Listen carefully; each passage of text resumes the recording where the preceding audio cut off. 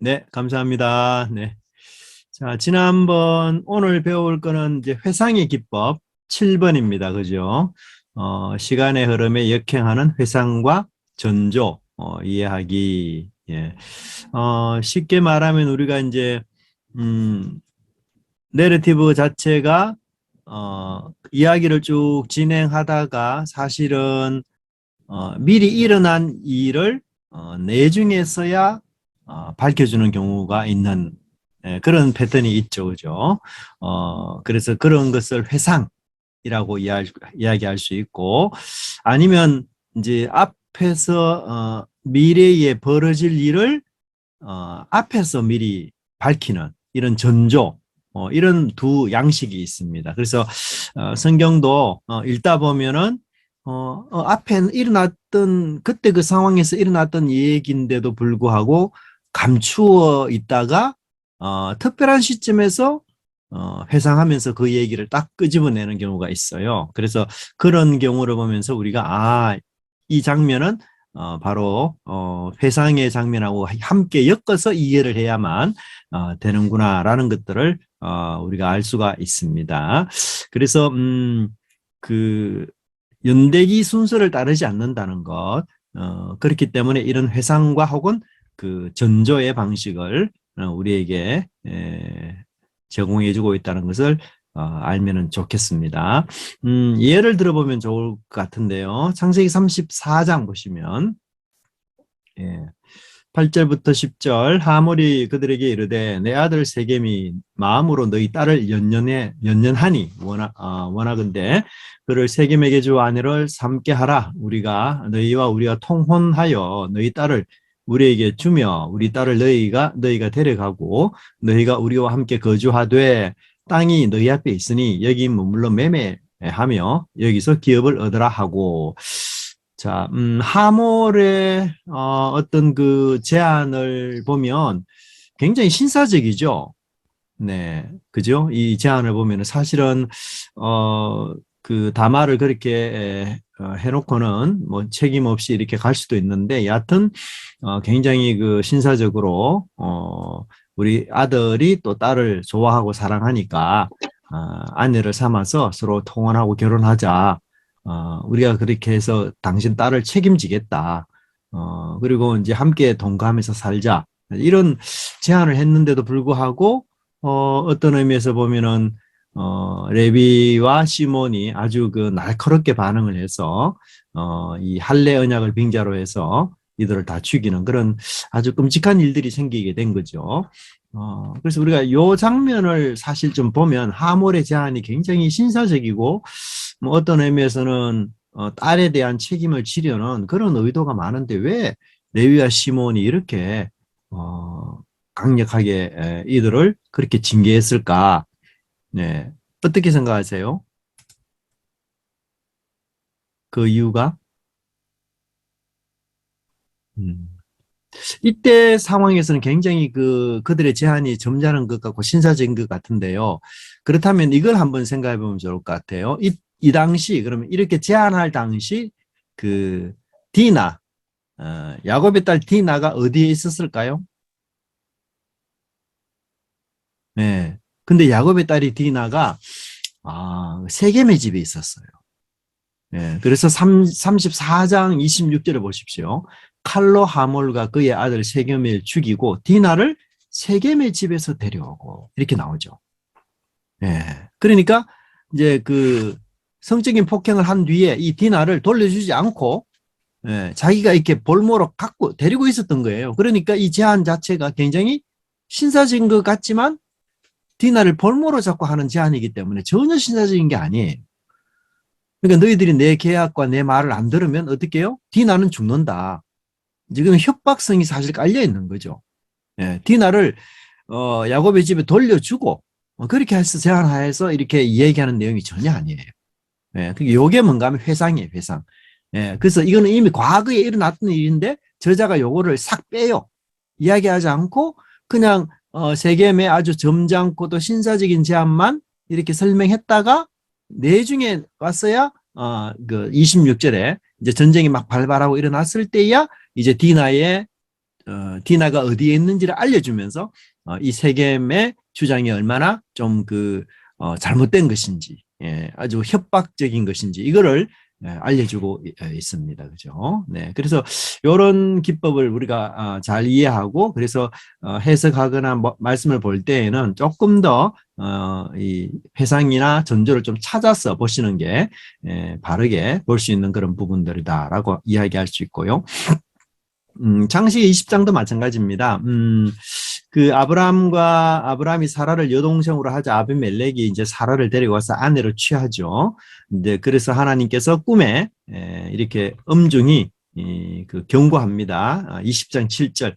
이제 그 사람의 아내를 돌려보내라. 그는 선지자라. 그가 너를 위하여 기도하리니 네가 살려니와 네가 돌려보내지 아니하면 너와 네게 속한 자가 다 반드시 죽을 줄 알지니라.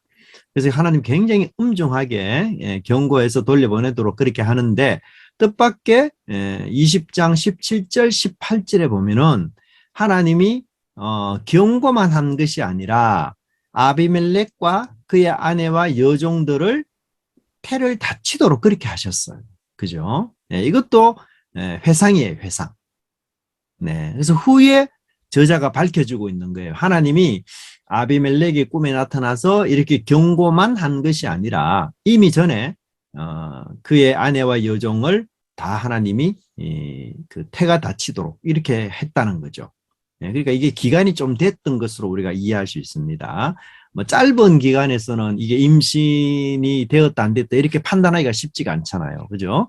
그런데 오랜 기간이 지나도 아내나 여종의 임신이 안 되는 이런 하나님께서 그런 처벌을 하셨다는 거죠. 그것은 이미 전에 했다는 거죠. 그래서 다시 그런 얘기들을 하면서 하나님께서 훨씬 더 적극적으로 아브라함을 위해서 일하셨다라는 것을 우리가 볼 수가 있습니다. 또 이제 창세기 37장 24절을 보시면 네. 요셉이가 이제 형님들한테 붙잡혀서 이제 구덩이에 던져지죠. 근데 거기서 이제 음식을 먹는다라고 표현되고 있습니다. 자, 37장 24절 보시면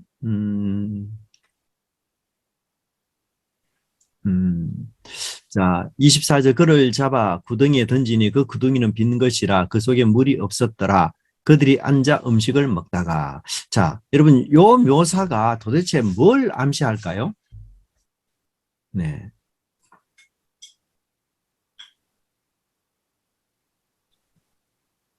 자, 그러면 요셉이가 이 상황에서 구덩이에 던졌는데 요셉이가 이 상황에서 과음을 치고 살려달라고 외치고 이렇게 했을까요? 안 했을까요?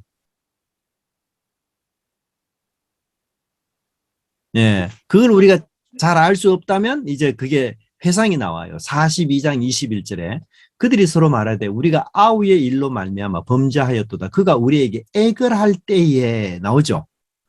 예, 그래서 분명히 요셉이가 우리가 이게 굉장히 상식적으로 접근해야 돼요. 요셉이 나이 17살입니다. 그래서 형제들한테 왕따를 당해서 그 구덩이에 떨어졌을 때에는 내가 죽겠구나. 그래서 분명히 형님들한테 액을 복구를 했을 거예요.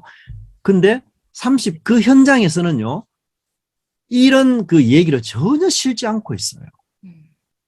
그렇죠? 분명히 요셉이가 액을 복구하고 우리 형님 살려주세요. 다시는 뭐 그렇지 않겠습니다. 형님 말씀 잘 듣겠습니다. 이렇게 액을 복구를 했는데도 불구하고 그 소리를 이게 전혀 담지 않고 그리고 태연히 앉아서 음식을 먹는다라고 쓰고 있어요. 이건 뭘 이야기합니까? 예? 형님들의 마음속에 요셉은 어떤 사람이에요? 투명 인간이에요. 예, 없는 사람이에요. 없는 사람. 예. 그러니까 여러분 생각해 보세요. 동생이 액을 복구를 하면서 막 울고 있는 이 상황에서 형님들이 태연히 앉아서 음식을 먹는다. 이건 너무 이질적이잖아요. 예. 그러니까 형님들 마음속에는 요셉이가 없는 존재예요. 투명 인간. 그러니까 저자는 지금 이 37장은 형님들의 관점에서 쓴 거예요. 그러니까 그렇게 외치고 과음 지르고 동생이 애걸복걸 하면서 살려달라 해도 형님들의 귀에는 아무 소리도 안 들리는 거예요. 예. 그리고 그 소리를 무시하고 태연히 음식을 먹을 만큼 요셉에 대한 미움과 또 요셉을 없는 사람 취급하는. 예. 그런 아주 냉정함이 이 속에 숨어 있는 거예요. 예. 그래서 이 본문을 단순히 보면 안 되고요. 그래서 이 회상과 함께 연결해서 본다면 이 그 형님들이 자기 동생을 이렇게 구덩이에 던져놓고 애걸복걸 하는데도 앉아서 태연히 음식 먹는 것, 굉장히 비정함을 여기서 암시하고 있습니다. 굉장한. 네. 그래서 르우벤이 그런 일들을 회상하면서 다시 그 괴로움이 우리에게 임한다라고 그렇게 표현되고 있죠. 그래서 이 음식과 이 음식이 또 하나의 아주 좋은 그 정보를 제안하는 게 뭔가 하면 그 요셉이가 자기 형제들을 다 초청해가지고 음식 먹는 상황에서 형제들을 순서를 다 정하고 그 음식 먹는 상황에서 결국은 정체를 다 밝히죠. 네, 그래서 이 음식이라는 모티브 자체가 형님들이 내가 이 동생을 과거에 구덩이에 잡아 던져놓고서는 굉장히 비정하게 그렇게 음식을 먹었는데 이 동생은 우리 형들을 다 기억하고 그렇게 해서 만찬을 즐기구나. 그런 것들을 되돌아보게 하는 굉장히 그 좋은 그 주제를 지금 연결시켜주고 있어요. 그래서 형님들이 했던 비정한 음식과 이 동생이 너그러움을 베푸는 음식이 굉장히 그 교차하면서 이렇게 나타나는 걸 우리가 배울 수가 있습니다. 그죠? 네. 또 마지막 그 하나 예를 본다면 요나서 4장을 한번 보십시다. 자, 요나를 보면은 요나가 처음에 하나님의 말씀을 불순종하고 도망쳤다라고 이야기하지 않습니까? 자, 그럴 때 요나가 왜 도망을 쳤을까요?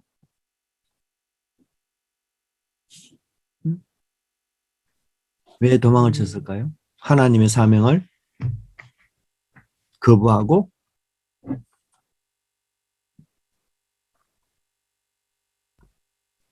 우리 입장에서는 그냥 단순히 그 이스라엘과 니느웨이가 원수 관계인데 그 니느웨이가 멸망하지 않고 이렇게 승승장구하고 이런 거 싫어할 수 있고 예?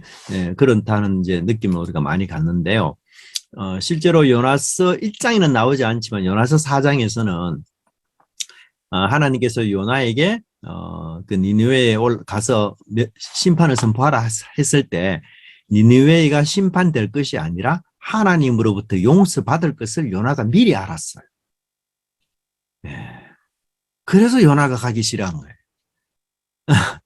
그래서 요나서 4장 2절 그렇게 이야기 나오죠. 그죠? 이거는 사실 1장에 나와야 되는 내용인데 4장에 나와요. 여호와께 기도하여 아뢰되 여호와여 내가 고국에 있을 때에 이러하겠다고 말씀하지 아니하였나이까. 그러므로 내가 빨리 다시스로 도망해서 주께서는 은혜로우시며 자비로우시며 노하기를 드리하시며 이내가 크시사 뜻을 돌이켜 재앙을 내리지 아니하시는 하나님이신 줄을 내가 알았음이니이다. 예. 그래서 하나님께서 요나에게 저 큰 성읍 니네에 가서 하나님의 심판의 말씀을 선포하라 이렇게 해놓고는 사실은 하나님께서 이 니느웨 성을 용서할 요랑으로 요나를 보냈기 때문에 요나가 그게 너무너무 싫은 거죠. 거부 반응이 일으켰어요. 그래서 도망치고 나온 거예요. 예.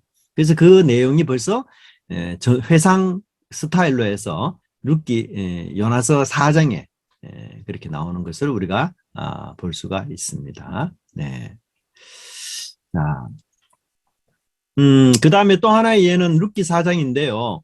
룻기 1장을 우리가 보면은, 두 아들, 두 자부가 나오잖아요. 그래서, 그 1장 3절에, 나오미의 남편 엘리멜렉이 죽고 나오미와 그의 두 아들이 남았으며 그들은 모함 여자 중에서 그들의 아내를 맞이하였는데 하나의 이름은 오르바요 하나의 이름은 룻이더라 이렇게 표현되고 있어요. 근데 여기서는 말론과 기론이 나오고 오르바와 룻이 나오는데 오르바의 남편이 누군지 룻의 남편이 누군지를 잘 몰라요. 1장에서는.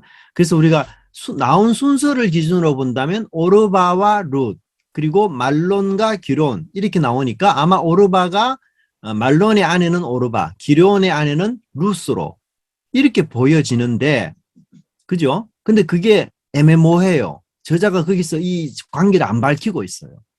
근데 결국은 4장에 가서 이 관계를 밝혀요. 그래서 우리가 생각했던 것과는 달리 그 말론의 아내가 룻이에요. 예. 그래서 거기 보시면 4장 10절에 보시면 또 말론의 아내 모압 여인 룻을 사서, 그쵸? 예. 그래서 말론의 아내가 룻입니다. 룻. 그래서 룻이 형님이에요. 쉽게 말하면. 그죠? 예. 오르바는 동생. 예. 그래서 그렇게 우리가 볼 수 있습니다. 순서 따지는 것도 그렇고요. 그 다음에 이제 7-2번이 전조기법인데요. 전조기법은, 미래에 일어날 일을 미리 이야기하는 그런 내용이에요. 전조기법. 자, 요거는 어떤 의미에서는, 모형론이라고도 말할 수가 있습니다. 이제 모형론이 좀 어렵게 들리기는 한데요. 근데 성경에서는 이런 모형론을 많이 써요. 예를 들면 사도 바울도 고린도 전서과 후서에서 그 이스라엘 백성들을 따라다니던 반석을 예수님으로 이렇게 모형화시켜서 이야기해요. 예. 그래서 이 성경 안에는 모형이 많이 흘러요. 즉, 구약에 예수님이 있다는 사실을, 예수님은 구약에 있었다는 사실을 계속 이야기하는데 실체로 나타난 것이 아니라 그림자 형태로 나타났다는 것을, 이야기하고 있어요. 예. 그래서 본격적으로 예수님이 신약에서 나타나지만 그전에는 그림자 형태로 나타났다. 그래서 그 모형을 많이 이야기합니다. 그래서 바울 같은 경우도 그 반석이 예수 그리스도다. 예, 그렇게 구약 성경을 가지고 설명을 해요. 근데 모형이 되려면요. 모형은 아무에게서나 적용할 수가 없어요. 모형이 되려면 첫째는 분명히 역할이 같아야 돼요. 같은 역할이 분명히 있어야 돼요. 예수님이 솔로몬보다 더 지혜로운 이가 나다. 이렇게 말했잖아요. 또 요나보다도, 요나가 3일 3야 있었지만 인자는 죽음에서 부활한다. 이렇게 표현했잖아요. 그러니까 요나와 예수님, 솔로몬과 예수님, 반석과 예수님 이렇게 모형을 두고 볼 때에 같은 역할을 하는 게 분명히 있어야 돼요. 그렇죠? 분명히 같은 역할이 있죠. 그래서 이퀄이 성립이 돼야 돼요. 근데 그거 하나 더 있어야 돼요. 그게 뭔가 하면 그림자보다도 실체가 더 나아야 돼요. 역할이 더 커야 돼요. 그래서 솔로몬과 예수님이 같은 역할을 하지만 그러나 대등이 아니라 예수님이 훨씬 더 지혜롭다. 예, 그래서 이 집합이 이렇게 돼야 돼요. 그래서 예수님에게 더 많은 역할이나 이런 게 드러나야 돼요. 왜냐하면 결국 모형이라는 것은 그림자와 실체의 비교이기 때문에 그림자보다도 실체가 훨씬 뛰어난 거 아니에요. 그죠? 그러니까 반드시 이 실체가 뛰어날 수밖에 없어요. 이런 식으로 이제 모형을 많이 설명을 합니다. 그래서 이 모세의 그 아들을 할례시키는 이 장면은 뭐 우리 성경에서 굉장히 사실은 난해한 그 구절 중에 하나입니다. 그래서 우리가 이제 일반적으로는 모세가 하나님의 부름을 받아서 그렇게 거룩한 사명을 수행하는 일에 있어서 심지어 자기 아들도 언약의 백성의 일원으로 고백하는 이런 것이 필요하다. 이제 보편적으로 많이 그렇게 표현되고 있고 이제 연결시키고 있는데요. 또 한편으로는 요 모세가 행했던 이 일들이 유월절과 굉장히 밀접한 관련이 있어요. 유월절. 예, 그래서 모세 아내 시보라가 이제 이런 역할을 하는 이 자체가 뭔가 하면 장차 이스라엘 백성들이 이 피를 통해서 구원받을 유월절을 암시하는 그런 역할로 연결이 되는 것으로 설명을 해요. 네. 그래서 여기 나오는 단어들이나 이런 것들이 유월절을 굉장히 많이 연결시켜서 이야기하고 있습니다. 그래서 이런 것은 앞으로 일어날 일을 미리 모세가 혹은 그의 가정이 이렇게 경험하는 것으로. 그래서 이런 패턴이 많이 나타납니다. 특별히 이제 모세 같은 경우 아기 때에 물에서 건짐받았는데 이게 이스라엘 백성 전체가 홍해에서 구원받는 것을 미리 보여주는 하나의 그림. 그리고 시브라에서 우물가에서 구원자로 나타나는데 단지 우물가에서 시브라만을 위해서 구원하는 것이 아니라 이스라엘 전체를 이제 구원할 모세로 또 나타나고요. 처음에 이제 모세가 불꽃 가운데 타지 않는 불꽃 가운데 임재한 하나님을 만나는데 요 모세의 만남은 장차 이스라엘 백성과의 만남의 하나의 전조 역할이다. 그래서 장차 이스라엘 백성들이 시내산에서 불 가운데서 이제 하나님을 만날 것을 예상하고 있다. 그리고 십보라가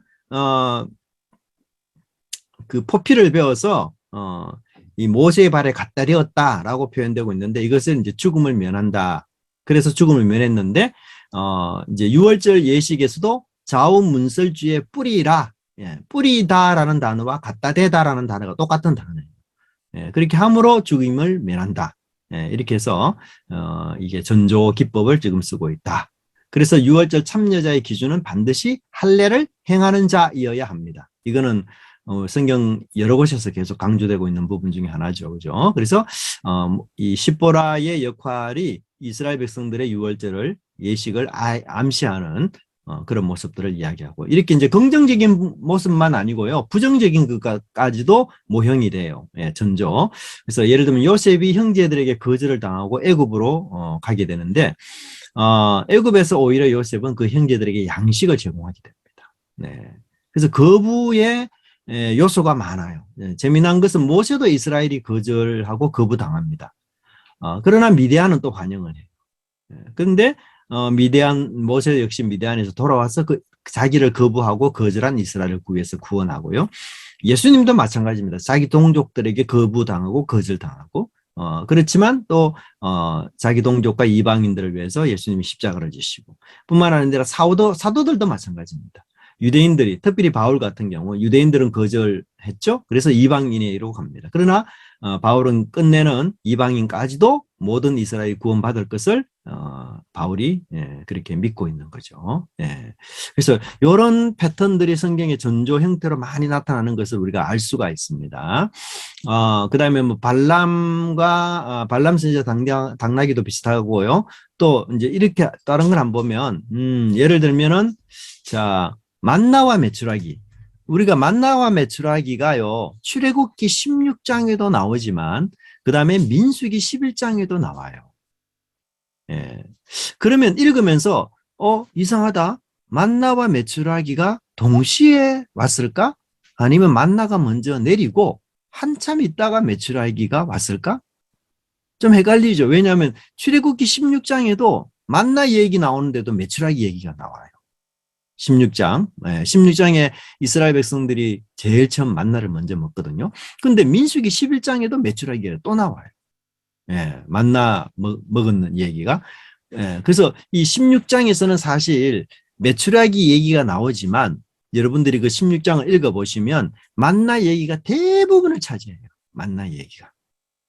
그래서 16장에서는 하나님께서 메추라기를 후에 주실 것을 약간의 얘기하고 있어요. 한 줄 정도만 딱 넣어서 메추라기도 주실 것을 예상해서 기록하고 있고요. 실제로는 만나를 하나님이 주셔요. 그리고 이스라엘 백성들이 광야에서 이제 그 언약을 맺고 난 뒤에 출발할 때에 메추라기 막 이제 만나만 먹으니까 너무 우리가 이렇게 참 기력이 다 쇠했다 이런 식으로 불평하면서 고기도 먹고 싶다는 얘기는 하지 않습니까? 그때 하나님이 사실 메추라기를 주거든요. 그러니까 우리가 잘못 읽으면 16장에서 벌써 만나 메추라기 벌써 이때 다 주었나? 이렇게 생각할 수 있는데 그게 아니라는 거예요. 그래서 이런 예상과 전조의 기법들을 여러분들이 좀 잘 이해하시면 본문을 보는데 훨씬 더 시차를 두고 이해하는 데 도움이 되리라 그렇게 생각이 듭니다. 자, 그 다음에 이제 반복에 대한 얘기를 좀 드릴게요. 성경은 반복을 굉장히 좋아합니다. 그러나 놀랍게도 단 한 번도 문자 그대로의 반복은 하나도 없어요. 이게 너무 신기하고 놀라워요. 심지어 똑같은 말이라 할지라도 그 말을 하나님이 하느냐 아브라함이 하느냐에 따라 다르게 나와요. 그리고 분명히 대상이 바뀌면서 그 대명사 지시어 이런 것들이 계속 바뀌어가면서 아무리 반복이 있다 하더라도 그 반복이 동일한 반복은 하나도 없습니다. 그 정도로 성경이 반복을 좋아하지만 그 반복 안에서 빠진 것 혹은 내용이 더해지는 것 이런 것들을 통해서 의도를 드러내는 그런 놀라운 것들을 밝히고 있는 것을 볼 수가 있습니다. 사실 우리 현대인들은 뭐 반복하는 걸 굉장히 진부하게 느껴지죠. 그리고 이제 훌륭한 글쓰기가 아니라고 그렇게 생각을 합니다. 하지만 성경 저자는 전혀 그렇지 않습니다. 그 성경 저자가 이렇게 반복을 하는 이유 중에 하나는 그게 사실적이라는 것, 역사적이고 사실적이라는 것을 굉장히 많이 강조하고자 하는 의도에서 그렇게 이야기하고요. 특별히 반복할 때에는 대화 자체에서 반복을 많이 해요. 그래서 우리가 대화가 나올 때에는 그런 부분에서 집중을 잘 하시는 것이 좋습니다. 일단 그 소리의 반복에 대해서 한번 살펴보도록 하겠습니다. 우리 사실 이제 민요 아리랑 아리랑 아라리요. 이거는 아무 의미가 없는 말이거든요. 사실은 아리랑 아리랑 아라리요. 예. 근데 이 소리를 우리 한국 사람이 들으면 대체로 어떤 정서적 반응을 일으키는가 하면 서러움과 한의 정서적 반응을 일으켜요. 그래서 소리가 아무런 의미가 없는 소리인데도 불구하고 이 소리가 어떤 상황과 환경에 맞아 떨어지면은 어떤 의미가 딱 생겨버려요. 그래서 우리 말에도 왜 잘한다 이런 말과 아이고 잘한다 이런 말이 억양이 다르면서 뭐예요? 하나는 비아냥거리는 것, 하나는 정말 칭찬하는 것 이런 식으로 달라지지 않습니까? 그래서 소리의 반복이 정말 중요해요. 특별히 고대 성경은 이 책을 글로 읽는 게 아니었어요. 고대 성경은 무조건 읽는 책입니다. 읽는 책. 우리 그 눈으로 보는 책이 아니라 다 소리 넣어서 발음으로 읽는 책들이었기 때문에 소리에 대한 그 반복성 또 비슷한 소리를 통해서 어떤 강조와 비교와 대조를 하는 것 이런 것들이 굉장히 발달되어 있어요. 근데 이제 우리 한글 성경으로 이제 이런 것들을 발견할 수가 없는 것이 조금 한계이긴 하지만 그러나 이제 여러분들이 이런 것들을 좀 이해하고 있다면 좀 더 이제 성경을 볼 때에 더 세밀하게 볼 수 있는 그런 부분들이 있습니다. 우리 성경에 제일 먼저 아브라함이라는 말은 내가 축복할 것이다 라는 말이죠. 근데 아브레카라는 말은 내가 너를 축복한다라는 뜻이에요. 똑같아요. 그래서 내가 너를 축복할 것이다라는 아브레카와 아브라함이 굉장히 유사한 발음을 갖고 있습니다. 아브레카 이 말 자체가 내가 너를 축복할 것이다. 그 말을 갖고 있어요. 그래서 아브라함 아브레카라고 읽으면 아브레카에서 아브라함이라는 말이 나왔구나. 그래서 아브라함은 하나님의 축복을 받는 사람이구나. 이제 이런 어감이 딱 생기도록 그렇게 묘사하고 있는 거예요. 네. 자, 그다음에 이제 에롬, 아롬이라고 나오는데요. 이게 창세기에 나오는 단어죠. 아담과 그의 아내 두 사람이 벌거벗었으나 이게 아롬이거든요. 부끄러워하지 아니한지라. 그런데 뱀은 여호와 하나님이 지으신 들짐승 중에서 가장 간교하니라. 요거 아롬입니다. 아룸. 그러니까 발음이 굉장히 비슷해요. 벌거벗은 것은 아름, 간교하다는 것은 아롬. 뱀이 여자에게 물어 이르되 하나님이 참으로 너희 동산 모든 나무 실과를 먹지 말라 하시더냐. 이렇게 이야기해요. 그래서 이 아룸이라는 것과 아름이라는 것이 굉장히 유사한 발음을 이야기하는데 결국은 아룸하고 싶어서 어떻게 됐어요? 그 선악과를 먹었는데 지혜롭기는커녕 오히려 자기의 벌거벗은 것만 발견하는 이런 일들이 생겨버렸어요. 그래서 아룸하고 싶었지만 자기의 벌거벗은 아름을 발견하는 인간의 어리석음. 그것을 효과적으로 전달하고 있는 것을 알 수가 있습니다. 그죠? 그래서 이 두 단어의 발음의 유사성을 통해서 첫 번째 조상들의 아주 어리석은 행동을 강조하면서 이들이 슬기롭고 지혜롭고자 노력했지만 오히려 결과는 정반대의 결과로 빠지게 된 이 어리석음을 여기서 이 단어로 굉장히 그 표현하고 있는 것을 볼 수가 있어요. 자, 그 다음에 이 야곱 이야기는 뭐 우리가 너무 잘 들어서 잘 아는 내용이죠. 이 야곱 자체가 보면 후에 나온 아우의 손으로 아우는 손으로 에스의 발꿈치를 잡았으므로 이 발꿈치라는 게 아켑이에요. 아켑. 그래서 그의 이름을 이응과 키읔이 나오는 야콥으로 지었습니다. 그래서 이게 모음만 다를 뿐이지 자음은 다 똑같아요. 그 정도로 이 동족 단어입니다. 아켑, 야콥. 그래서 야곱이라는 말 자체는 발꿈치를 잡았다라는 이런 뜻이거든요. 이런 뜻이에요. 그래서 이건 뭘 뜻하는가 하면은 남의 것을 훔치다, 도둑질하다 이런 뜻으로 이게 사용돼요. 아주 간교한 술수를 통해서 남의 것을 훔치고 도둑질하는. 예. 그래서 창세기 그 37장 27장 36절에서는 에서가 뭐라고 이야기하는가 하면 전에는 나의 장자의 직분을 빼앗고 라카흐 이제는 내 복을 빼앗았나이다 라카흐. 예. 이 리얼 키어 히읗이 다 나를 쏘겠다라는 아캅, 예. 아킵에서 다 나왔어요.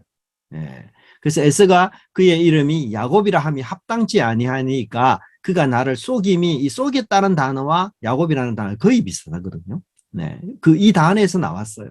근데 이 단어에서 라카흐가 또 나옵니다. 그래서 야곱이라는 사람은 어떤 사람이냐? 쏘기는 사람이고 빼앗고 탈취하는 사람이고 이걸 더 넘어서서 도둑질하는 사람으로 나와요.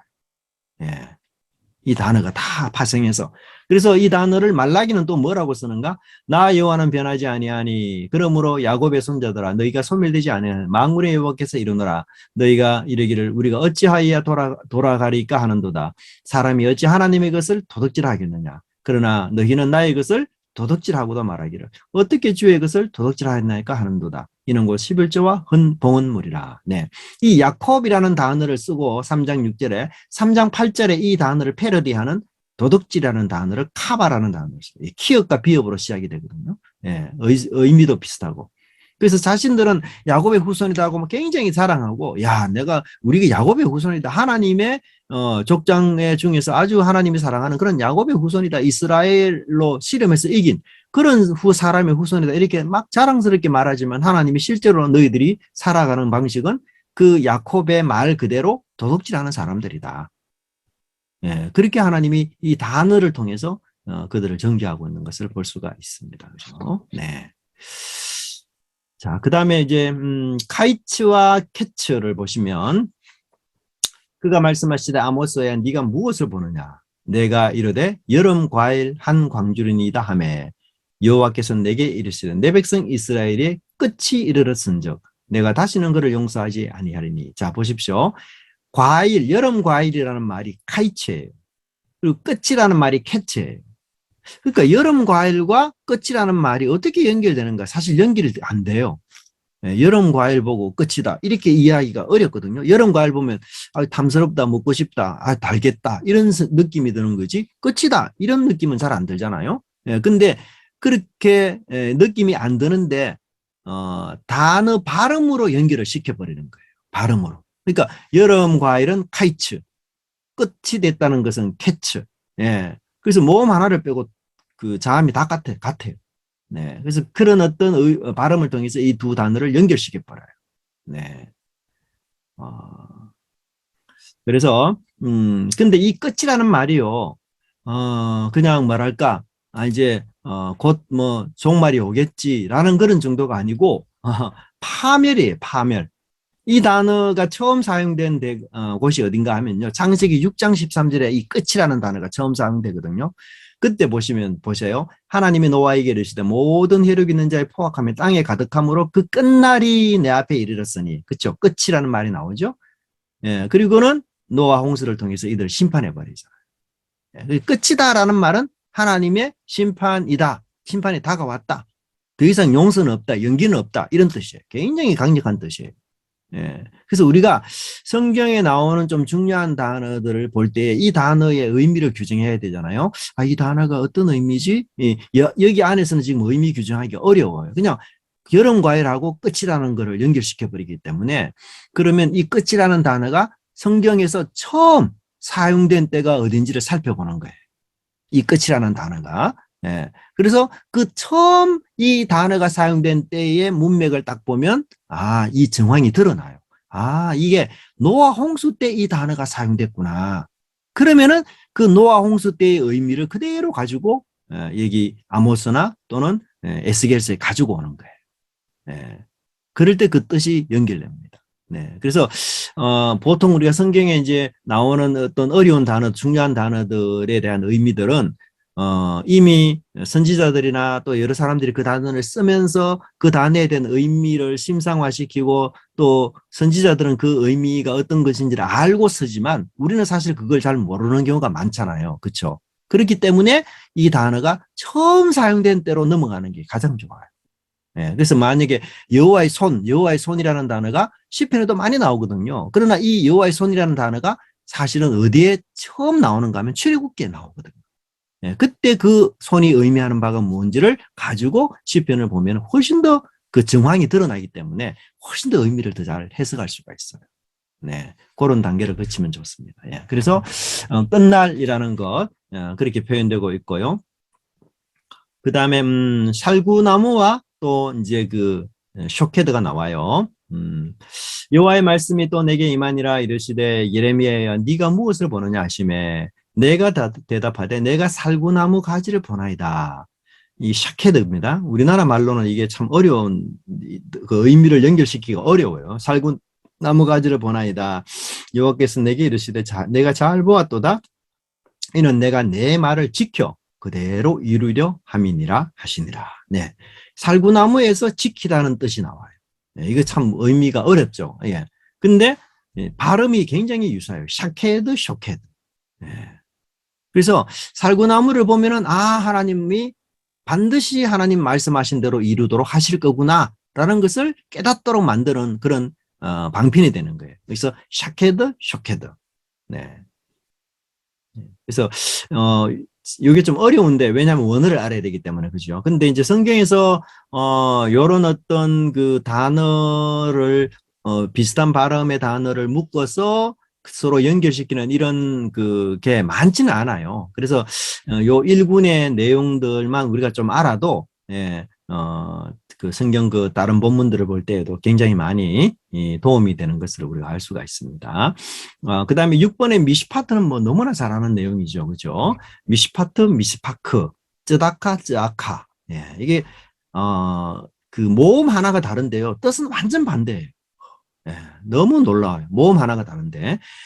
그래서 이사야 그 5장 7절에 물은 만군의 여호와의 포도원은 이스라엘 족속이요 그가 기뻐하시는 나무는 유다 사람이라 그들에게 정의를 바라셨더니 도리어 포학이요 그들에게 공의를 바라셨더니 도리어 부르짖음이었도다. 자, 이거를 히브리어로 이야기한다면 그 미시파트를 바라봐왔더니 미시파크가 나왔고 쯔다카를 바라봐왔더니 쯔아카가 나왔다. 이렇게 이야기할 수 있어요. 네. 그래서 서로 이제 그 음절 하나만 다르면서 내용은 완전 반대다라는 것을 알 수가 있어요. 그러면은 보세요. 발음은 유사하지만 내용상은 의미는 정반대다. 이런 것을 통해서 노리는 효과가 뭔가 하면 겉으로 보기에는 좋은 열매를 맺는 나무와 유사하지만 비슷하지만 실제로는 전혀 다른 신앙생활을 하고 있다. 이것을 충격 주기 위해서 저자가 이 단어를 의도적으로 선택하는 거예요. 예. 그래서 마치 정의의 삶 혹은 의로움의 삶을 막 살고 있는 것처럼 보이는데 실제로 보니까 전혀 그것과는 반대되는 삶을 그들이 살고 있다. 굉장한 충격 요법을 주는 거죠. 굉장하죠. 근데 우리는 이걸 읽을 때 그렇게 충격을 못 느끼거든요. 근데 단어 하나가 틀림으로써 굉장히 충격을 주는 그래서 경건의 능력이 전혀 없는 허수아비 종교와 같은 그래서 이런 발음 자체가 굉장히 그 역설, 아이러니, 충격 이런 효과를 사실 주고 있어요. 네.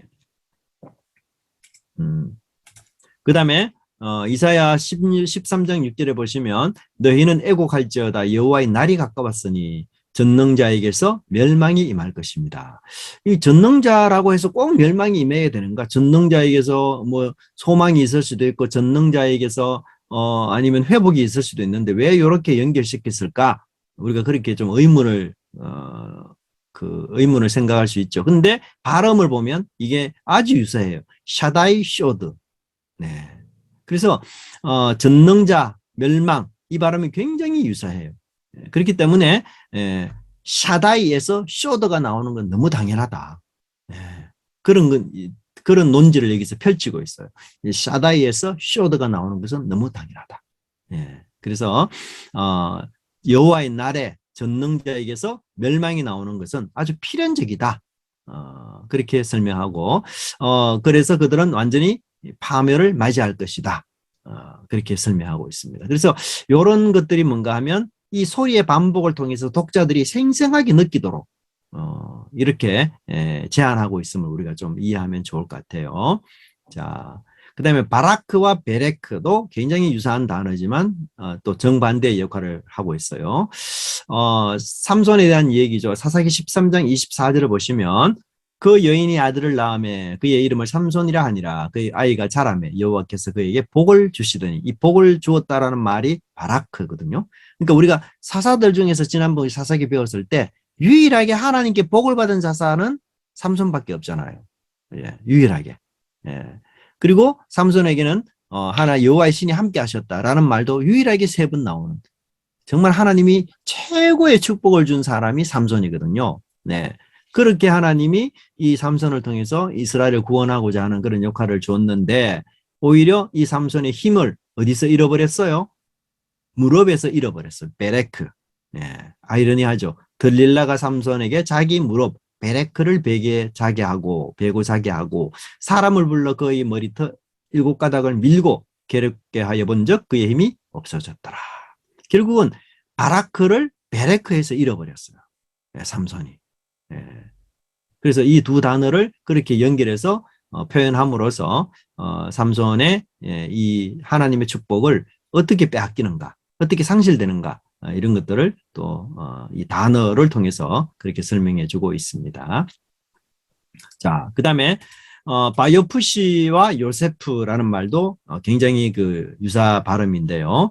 그의 형들이 아버지가 형들보다 그를 더 사랑함을 보고 그를 미워하여 그에게 편안히 말하게 할 수 없었더라. 요셉이 꿈을 꾸고 자기 형제들에게 말하며 그들이 그를 더욱 미워하였더라. 자, 보세요. 4절에서는요. 그를 미워하여라고 말했거든요.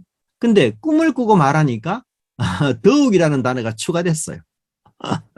예, 얼마나 미워했는지 알 수 있겠죠. 그죠? 예. 그 다음에 8절에 보면 또 한 번 더 나옵니다. 그를 더욱 미워하더니. 네. 근데 이 더욱 뜨모하다라는 뜻이 바요푸시거든요. 바요푸시. 근데 요셉 이름이 또 요세프예요. 예. 그래서 언어 유희를 한 거예요. 언어 유희. 일종의. 예. 요셉 쟤는 사람들 진짜 성질 돋구는데 일각이 있는 사람이야. 이런 식으로 표현하면서 요세프. 자기들의 입장에서는 요세프. 이렇게 말했다는 거예요. 예, 더욱더 미워하는. 네. 자, 그래서 요런 이제 소리의 유사어는 이게 뭐 성경에 그렇게 흔치 않고 많지는 않습니다. 그러나 이렇게 좀 알아 놓으시면은 우리가 이제 성경을 보는 데 있어서 더 많은 도움이 되고 전혀 생뚱하게 전혀 맞지 않을 단어가 이렇게 연결되는 것 이럴 때에는 그 소리로 연결된다는 걸 우리가 좀 어느 정도 인지하면 훨씬 더 쉬워요. 예. 이게 왜 이런 뜻이 연결되지? 전혀 이거 안 맞는데? 예. 이렇게 우리가 보지만, 이제 그, 히브리어로 보면은 샤다이 쇼드, 뭐 이런 식으로 해서, 연결되기 때문에, 그렇게 보시면 좋다라고 볼 수가 있습니다. 그 다음에, 8-2번에는 동일 단어나 유사 단어가 반복되는 경우가 성경에 굉장히 많습니다. 여기서는 이제 강조 용법도 물론 있지만, 그, 내용을 전달하고자 하는 의도도 그 속에 있습니다. 특별히 다윗의 그 하소연 아들 압살롬이 죽었을 때 표현하는 내용, 슬픔으로 표현하는 내용을 한번 보십시다. 왕의 마음이 심히 아파 문 위층으로 올라가서 운이라 그가 올라갈 때 말하기를 내 아들 압살롬아 내 아들 압살롬아 차라리 내가 너를 대신하여 죽었다면 압살롬 내 아들아 하였더라. 자, 내 아들아라는 말이 여기 몇 번 나옵니까? 무려?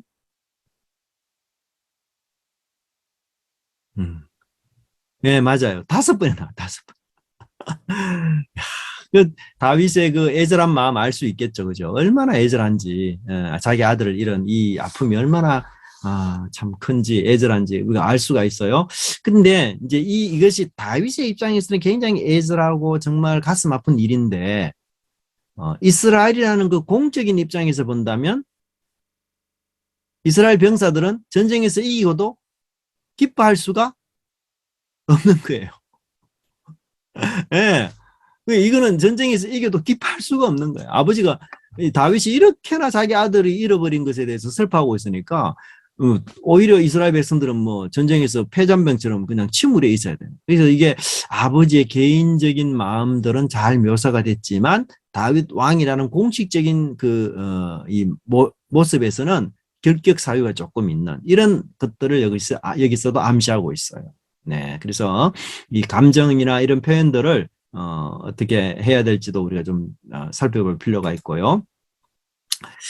야고보스도 참 재밌는 게 뭔가 하면 특히 야고보스 1장을 보면요. 하나님이라는 단어가 딱 한 번 나오고 아버지라는 단어가 딱 한 번 나와요. 그래서 언제 나오는가 하면 1장 1절에 하나님과 주 예수 그리스도 종 야고보는 흩어져 있는 12지파에게 문안하노라 이렇게 해서 하나님이 나와요. 그럼 아버지라는 단어가 또 언제 나오는가? 17절에 나옵니다. 온갖 좋은 은사와 온전한 선물이 다 위로부터 빛들의 아버지께로부터 내려오나니 그는 변함도 없고 회전하는 그림자도 없다 이렇게 말해요. 그래서 하나님이 나오고 아버지가 나오는데 이 하나님과 아버지가 합쳐서 나오는 데가 딱 나와요. 놀랍게도. 그게 몇 절인가 하면 27절이에요. 네. 그래서 하나님 아버지 앞에서 정결하고 더러움이 없는 경건은 곧 고아와 가부를 그 환난 중에 돌보고 또 자기를 지켜 세속에 물들지 아니하는 그것이니라. 네. 그래서 야고보스가 1장에서 강조하고자 하는 내용이 뭐예요? 27절에 있는 하나님과 아버지가 연결되어서 나오는 그 단어. 그걸 강조하고 있어요. 네. 그래서 이런 단어들을 굉장히 우리가 잘 그 중요한 단어들이 어디에서 쓰이고 또 핵심적으로 어떻게 복합적으로 연결돼서 쓰인가를 잘 살펴보면 저자의 의도와 또 그 강조점을 우리가 잘 알 수가 있습니다. 네. 자, 3번의 고레스인데요. 이 하나님께서 이제 고레스에게 45장 1절을 보시면 여호와께서 그의 기름을 부음을 받은 고레스에게 이같이 말씀하시되 내가 그의 오른손을 붙들고 그 앞에 열국을 항복하게 하며 내가 왕들의 허리를 풀어 그 앞에 문을 열고 성문들이 닫히지 못하게 하리라. 근데 여기에 사용되는 오른손을 붙든다는 이 단어, 기름 부음 받는다는 이런 단어들은 사실은 누구에게 원래 사용되는 단어인가 하면 이스라엘에게 사용되는 단어예요. 원래. 그죠? 왕이나 이스라엘. 예. 그죠? 예. 그런데 이 단어를 하나님이 고레스에게 써요. 그럼 이스라엘 입장에서는 어떻게 해요? 굉장히 시기가 질투가 나는 거예요. 예. 그렇죠? 예를 들면 우리 이향미 님이 자기 자녀에게 사용하는 그런 애칭. 그죠? 그런 단어를 다른 집에 애가 왔는데 그 단어를 똑같이 썼다. 그러면 이향미 님의 자녀들이 좀 기분 나빠하겠죠. 엄마는 저 단어를 나한테 써야 되는데 왜 저 놀러 온 내 친구한테 써? 이러면서 뭐 어쩌죠? 예. 지금 하나님이 이렇게 표현하고 기름 부었다? 오른손으로 붙들었다? 저거는 이스라엘 백성들 왕에게서는 전용어인데 어떻게 이방 사람에게 하나님 저런 단어를 쓸까? 예. 그래서 보십시오. 예, 이 단어가 원래는 41장에 나와요. 41장 10절 두려워하지 말라 내가 너와 함께하며 놀라지 말라 나는 너의 하나님이 됨이니라 내가 너를 굳세게 하리라 참으로 너를 도와주리라 참으로 나의 의로운 오른손으로 너를 붙들리라 이는 나 여호와 너희 하나님이 내 오른손을 붙들고 예 41장에서는 하나님이 이스라엘 백성들을 붙잡아 주겠다고 약속해 놓고는 실제로 누구를 붙들어요? 45장에 넘어오니까 고레스를 붙들어요 하나님. 이야 정말 이스라엘 입장에서 너무너무 기분 나쁜 일이죠. 네. 그리고 이 오른손을 붙든다는 얘기는 결국 뭔가 하면 이 다음에 나오는 내용이 뭔가 하면요. 전쟁에서 승리한다는 뜻이 있어요. 오른손에 붙든. 왜냐하면 41장 12절을 보시면 네가 찾아도 너와 싸우던 자들을 만나지 못할 것이요. 너를 치던 자들이 아무것도 아닌 것 같고 허무한 것 같이 되리니. 그래서 전쟁에서 승리한다는 뜻이에요. 근데 고레스도 똑같아요. 여러분 보세요. 45장 1절에 내가 그의 오른손을 붙들고 그 앞에 열국을 항복하게 하며 내가 왕들의 허리를 풀어 그 문 앞에 열고 성문들이 닫히지 못하도록 정복시켜 주겠다는 거예요. 예. 그래서 원래 41장에서는 이게 이스라엘이 하나님에게 받은 사명인데 이스라엘이 이 사명을 지금 감당하지 못하니까 하나님이 고레스를 통해서 시키고 있는 거예요. 예. 그리고 여기에 자 보세요. 45장 1절에서는 하나님이 오른손이라는 단어만 나와요. 오른손. 근데 하나님이 원래 이스라엘 백성들에게는 어떤 오른손으로 붙든다고 했어요? 예, 의로운 오른손. 의로운. 근데 고레스는 하나님이 의로운이라는 단어가 안 들어가요. 예. 그래서 하나님이 고레스를 사용하기는 사용하지만 하나님의 의를 완성시키는 존재로는 사용하지 않아요. 예. 근데 하나님은 이스라엘은 하나님의 의를 실천하고 하나님의 의를 드러내는 존재로 하나님이 결국은 사용하실 거예요. 네. 그래서 이게 하나님의 의지고 계획이고요. 근데 이렇게 이스라엘에게 하나님이 사용하기 이전에 누구에게 하나님이 이런 것을 이런 의로운 오른손으로 붙잡고 그다음에 기름을 부어서 사용하시는가 하면 여호와의 종에게 그렇게 하셔요. 그래서 61장 보시면 주 여호와의 영이 내게 내리셨으니 이는 여호와께서 내게 기름 부으사, 그렇죠? 가난한 자에게 아름다운 소식을 전하게 하려 함심이라 나를 보내사 마음이 상한 자를 고치며 포로된 자에게 자유를 갇힌 자에게 노임을 선포하며. 네. 그래서 사실은 이 고레스가 하나님이 원래 종에게 자기 종에게 기름 부었는데 고레스에게 기름을 주고요. 그 다음에 자기 백성 이스라엘에게 의로운 오른손을 붙잡아서 승리하게 하는데 고레스에게 오른손을 붙잡아서 승리하게 만들어요. 네. 그래서 그 일들을 장차 하나님께서 종을 통해서 그리고 내중에는 이 종의 제자들을 통해서 이 일을 하나님이 완수하실 것이다. 그렇게 설명하고 있습니다. 그래서 이런 부분에서도 우리가 반복되고 중복되는 중요한 단어들을 살펴보면 이게 어떤 상황에서 어떤 시점에서 사용되었고 누구에게 사용되었으며 또 어떤 단어는 빠졌구나. 이런 것들을 우리가 세밀하게 읽을 수 있는 그런 기반이 되는 것을 볼 수가 있습니다. 네. 자, 그 다음에 네 번째로 제가 장성한다는 것 한번 보십시다. 자, 야고보서 1장을 보면은 주제나 단어를 반복적으로 표현하면서 사망을 낳는 것 그리고 진리로 낳는 것 이것을 대조해요. 그죠? 그래서 욕심에 잉태한 즉 죄를 낳고 죄가 장성한 즉 사망을 낳느니라. 예. 이런 단어가 나오면서 동시에 18절에서는 우리는 그럼 어떻게 됐느냐? 진리의 말씀으로 우리를 낳았다 해서 두 나음에 대한 대조를 주고 있습니다. 네. 그리고 1장 2절에서는 여러 가지 시험을 당하거든 이렇게 표현했거든요. 여러 가지 시험. 근데 3절에서는 이 여러 가지 시험을 어떻게 해석해요? 어떤 단어로 해석합니까? 믿음의 시련이라고 해석하고 있어요.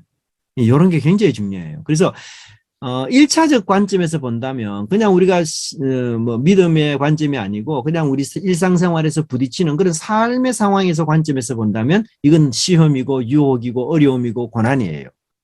근데 이게 이 3절에서 믿음의 관점에서 보니까 이게 믿음의 시련이라는 단어로 연결이 돼요. 그래서 그게 환난이나 고난이나 어려움이 아니라 믿음의 시련이구나. 그러면 믿음의 시련의 목적이 뭐죠? 믿음의 시련의 목적은요, 시련을 빨리 극복하는 게 아니고 인내를 만들어내는 게 목적이에요.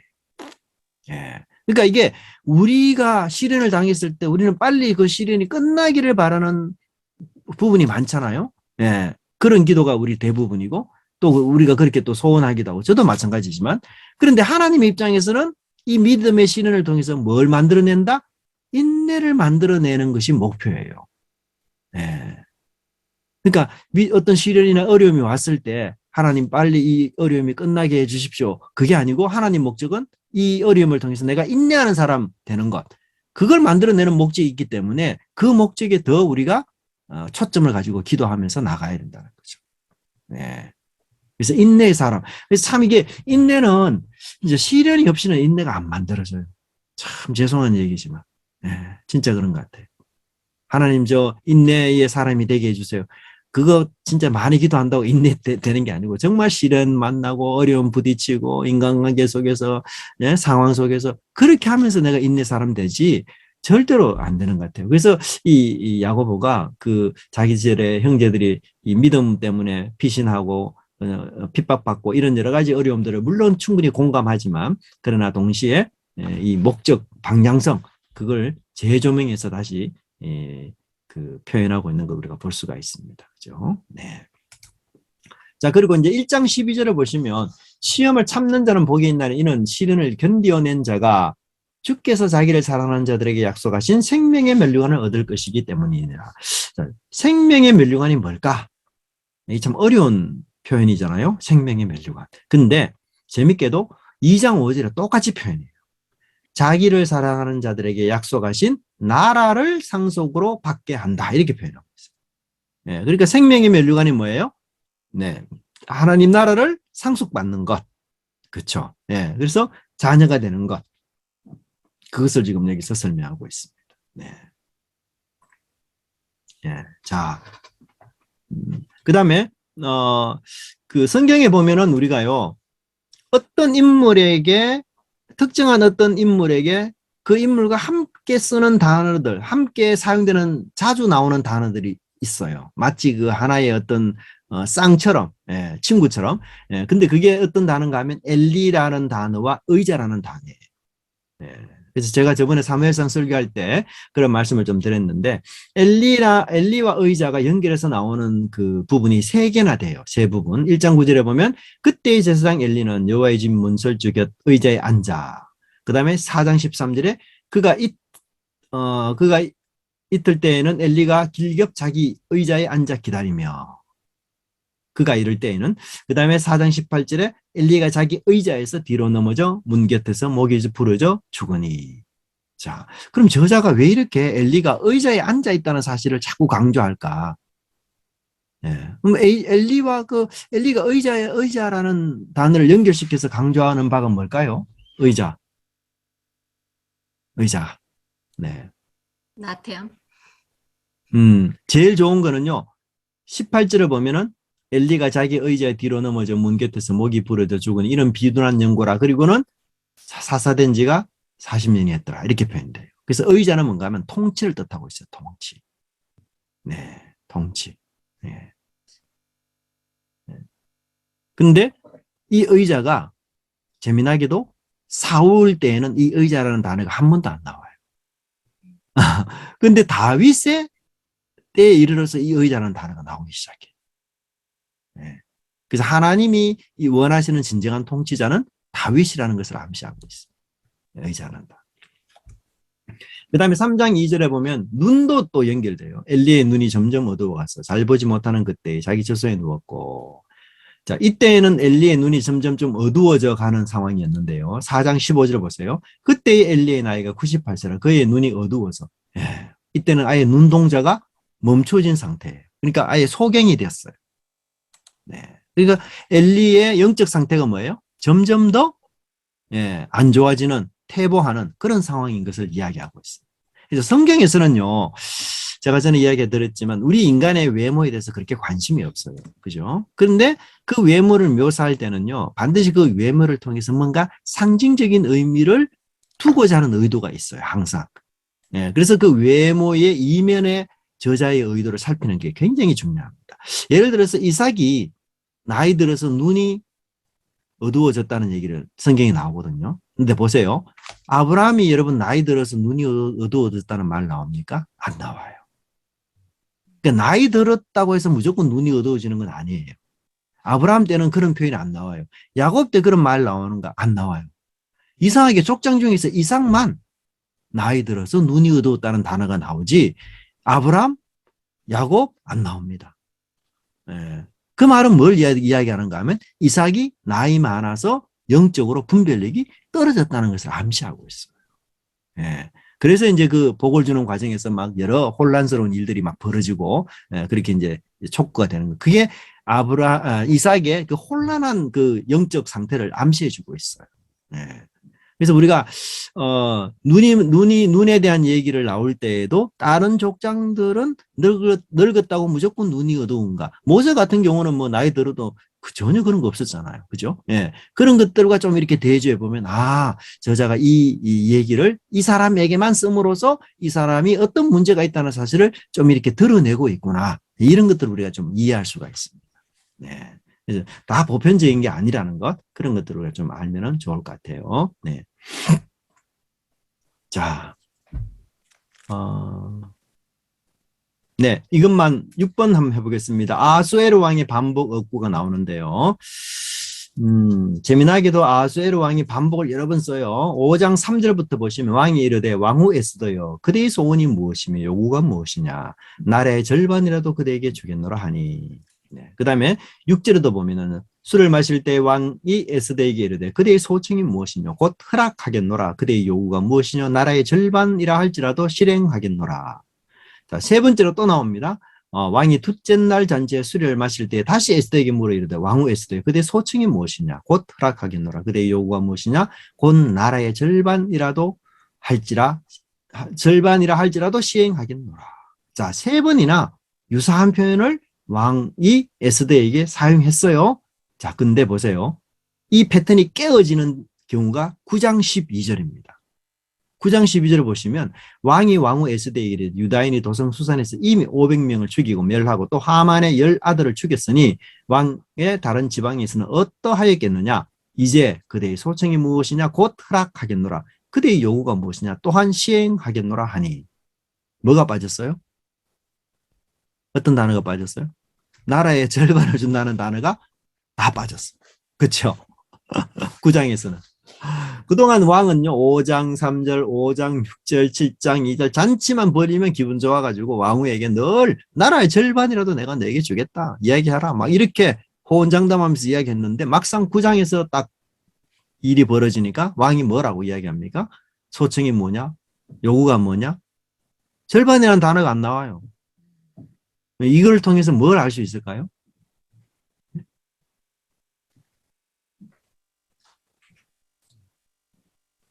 절반, 네? 네? 뻥쟁이. 아, 뻥쟁이? 아, 아니요.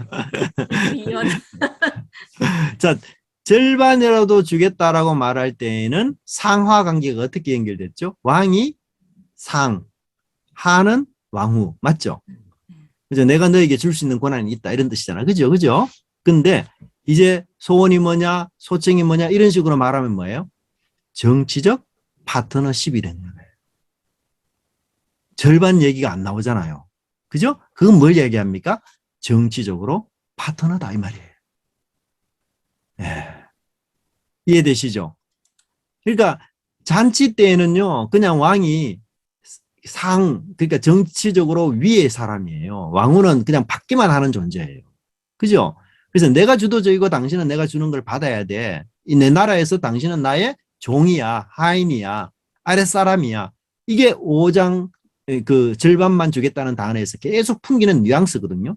근데 모르드게가 지혜롭게 이 반란을 잠재워요. 그래서 유다인들이 승리하도록 만들어버립니다. 그러니까 하만의 10아들까지 다 죽여버려요. 그러니까 왕이 생각이 바뀌었어요. 어떻게 해요? 아, 정치적으로 동반자로 삼아야 살겠구나. 그래서 소원이 뭐냐, 소청이 뭐냐 이렇게만 이야기하지 절반 얘기를 하지 않아요. 네. 그래서 모르드게의 작전이 성공함으로써 유다인들의 입지와 위상 그리고 왕후 에스더의 입지와 위상이 급부상된 거예요.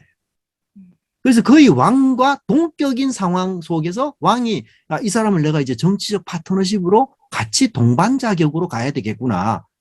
네. 그렇게 되니까 제안을 당신 원하는 게 뭡니까? 진짜 원하는 거 요구하는 거 다 들어주겠습니다. 이제 이런 식인 거예요. 네. 그렇죠. 제한이 없어졌어요. 절반이라는 제한이. 예. 그러니까 이런 표현들을 통해서 우리가 이 왕의 그 어떤 뭐예요? 왕후를 바라보는 또 모르드게를 바라보는 정치적 어떤 입장이 완전히 뒤바뀌었다는 것. 이런 것들도 우리가 알 수가 있어요. 그래서 이 반복적인 단어들이 이렇게 나오다가 어떤 경우에는 어떤 단어가 싹 빠지면서 이렇게 나오지 않는 이런 경우는 우리가 집중을 해야 되는 경우. 계속 절반 얘기 나왔는데 왕이 왜 여기서는 절반 얘기 안 나오지? 예. 이거 분명히 뭔가 사고나 혹은 이 가치관이나 이런 변화가 획기적으로 일어났기 때문에 이 단어를 안 쓰는 거거든요. 예. 그래서 그런 것들을 조금 더 면밀히 살펴보면 예, 그 저자의 의도를 우리가 충분히 이해할 수가 있습니다. 네.